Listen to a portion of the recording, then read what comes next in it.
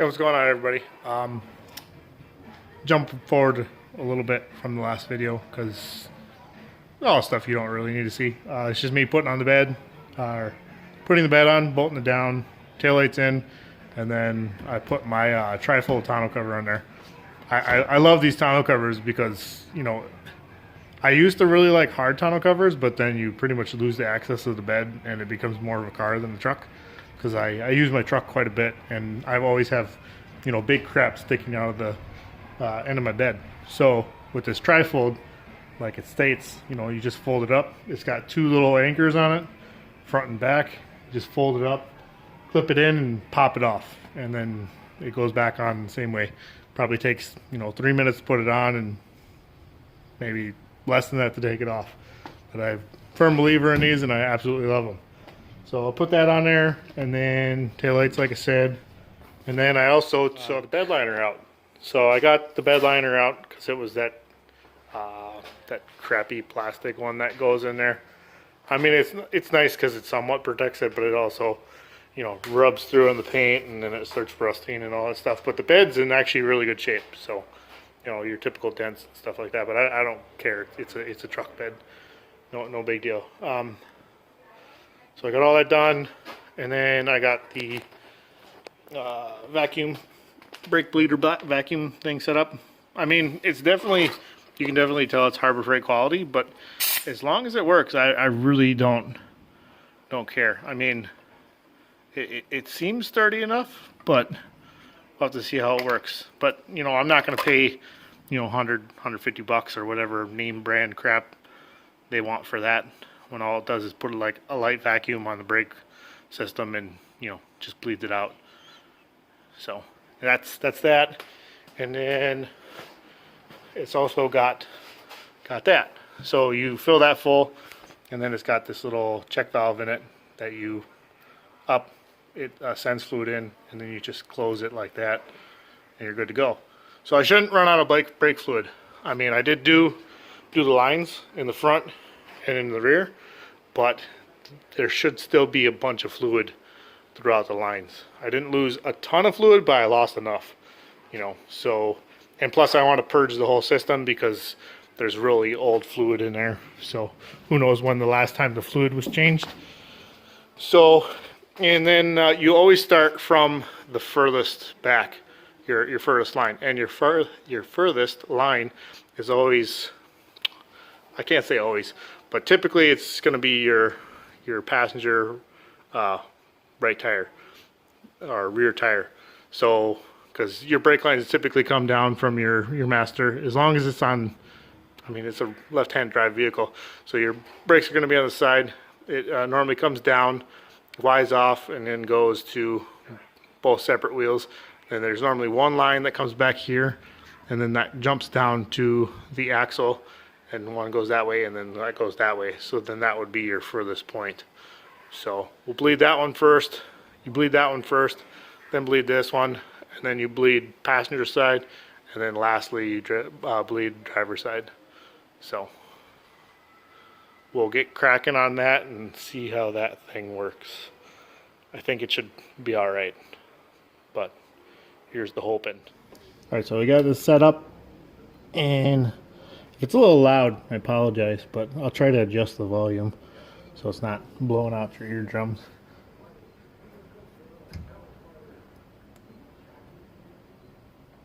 All right, so that's loose. So let's see, because I have to get fluid all through this whole brake line. So it is quite a bit of fluid. And then I also have to fill up the caliper, this braided line, and all that stuff. So we'll see how it goes. Oh, you don't want to be in the video? See, now you're in the video. Shit. Now you get to watch yourself later. Guess I'm not in the Mopar Nats this time. All right, so That was me in the Mopar Nats, by the way. yeah, it was a couple issues. Well, not a couple issues, one issue. I was bleeding the brakes and pulling vacuum through, and then everything just stopped. So we trailed it back to the actual master cylinder. So I had to remove the master cylinder, and then I was going to try to flush it and see if I could rebuild it. And you can't do any of that because the snap ring that they have inside of the master cylinder, you can't service it. You must have like a special tool for it or something. So we were bleeding the brakes, and the brakes weren't bleeding there. The lines were actually pulling vacuum back into the system.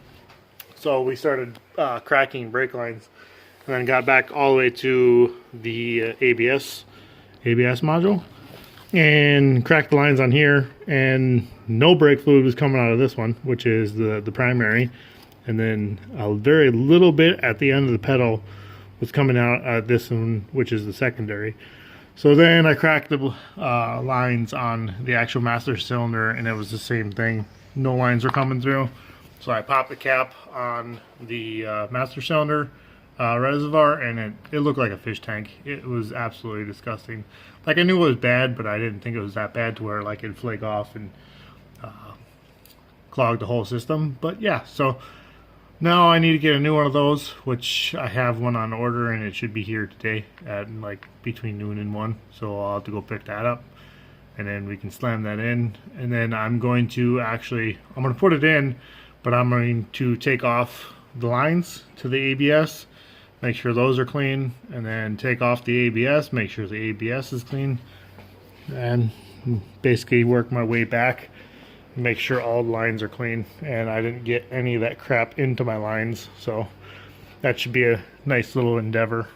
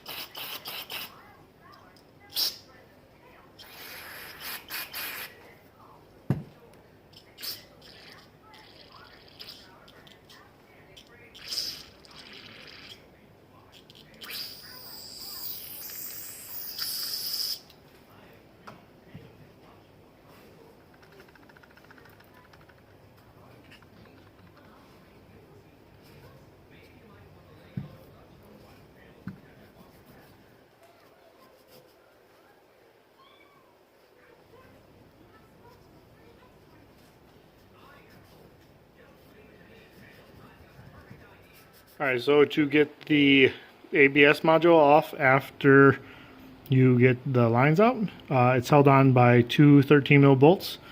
One you need to take the battery out to get at, and that's the battery's held in by one 10 mil, and then the bracket that goes on there. And then this is held in. There's like a little channel under there. And if your guys' trucks are anything like mine, which it probably will be since they're all so old, mine rusted in there a little bit, and so it broke that channel. So then that's just a 13 mil. So 13 mil on the bottom, 10 mil on the top. That should pop out. And then the last 13 mil for the ABS module is on the bottom. And to get to that one, you just take the fender liner out.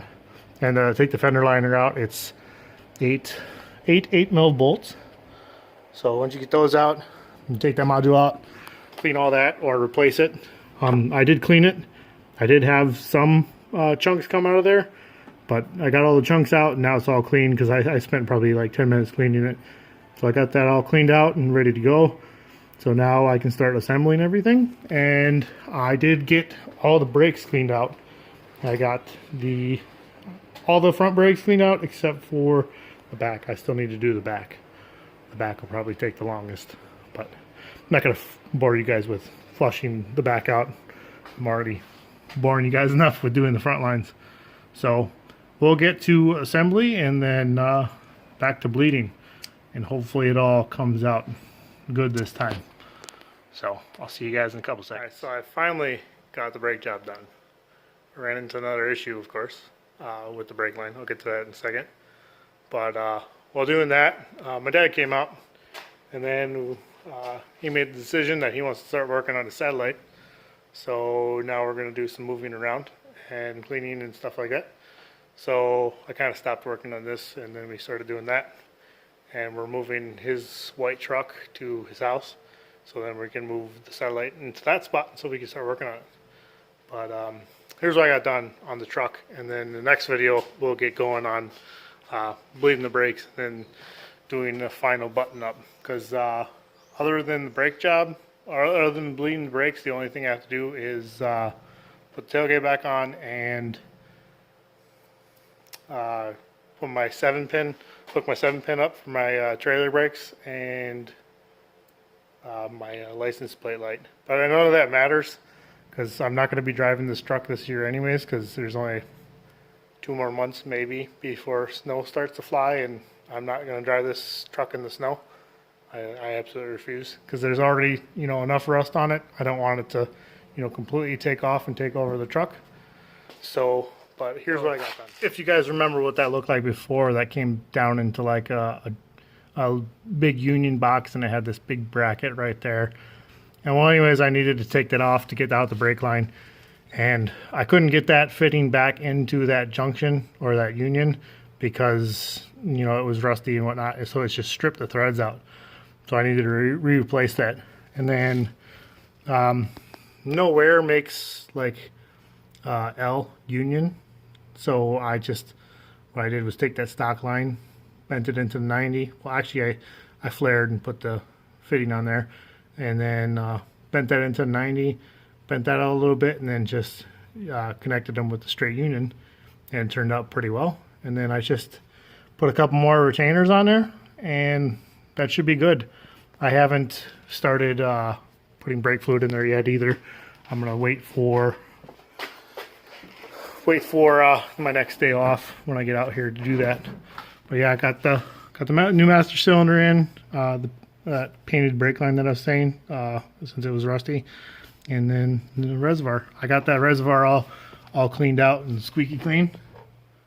So yeah, so that's all clean and ready to go.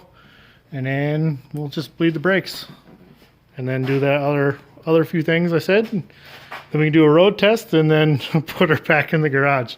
So we'll see if I work on this at all this winter, or if I just work on my black truck.